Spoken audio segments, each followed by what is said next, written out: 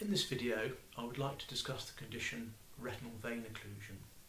All tissues in the body, including the retina, need a blood supply in order to function, and an artery supplying blood from the heart under high pressure takes blood to the retina, and the artery divides into smaller blood vessels called capillaries, where there is an exchange of oxygen, nutrients and sugar to the tissues to allow them to function, and the waste products of metabolism are taken away from the tissues into the blood.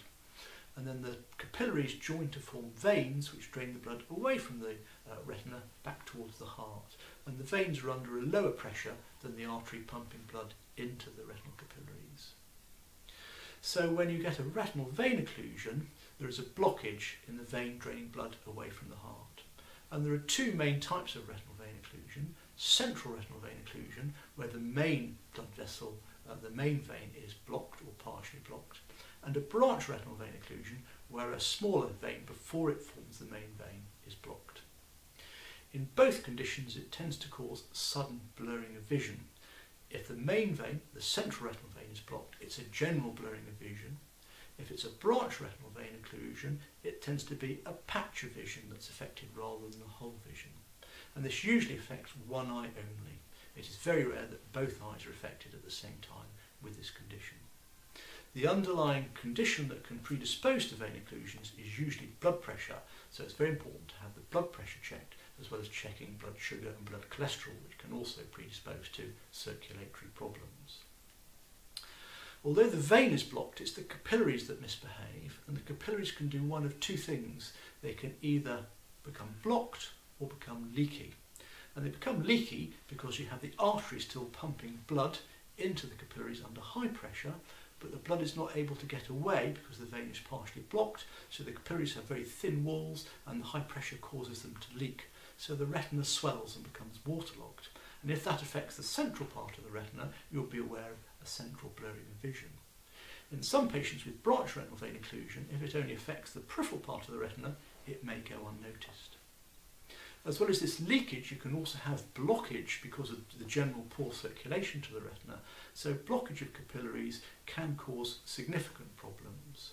And the retina tries sometimes to improve the blockage by bypassing the blockage, and this is called collateral blood vessel formation, which are blood vessels that are already there but just enlarged to bypass the blockage in the vein. And they tend to, on the whole, be good blood vessels. If blockage is severe, the retina tries also to improve the circulation by producing a particular molecule called vascular endothelial growth factor, and this stimulates new blood vessel formation. But unfortunately, the new blood vessels are not healthy blood vessels and can misbehave. In branch retinal vein occlusions, these new blood vessels normally develop from the veins within the retina, grow into the main eye cavity, into the jelly that occupies the main eye cavity called the vitreous, and the vitreous can pull on these blood vessels, causing them to rupture, and then you can get a sudden hemorrhage within the eye cavity with sudden worsening of vision, increased floaters, and the main eye cavity can fill with blood. If you have a central retinal vein occlusion, for reasons we don't quite understand, these abnormal blood vessels seem to develop not on the retina, where you would expect them to develop, but the iris, the coloured part of the front of the eye. And these abnormal blood vessels on the iris can clog up, due to associated scar tissue formation, a circulation of a clear fluid called aqueous, which is produced at the front of the eye and associated with keeping the eye pressure at a normal level.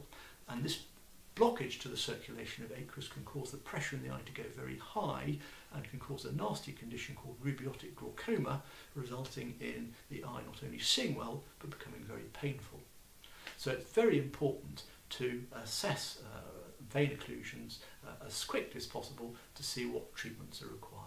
And this is part of another video on the Eye Expert website.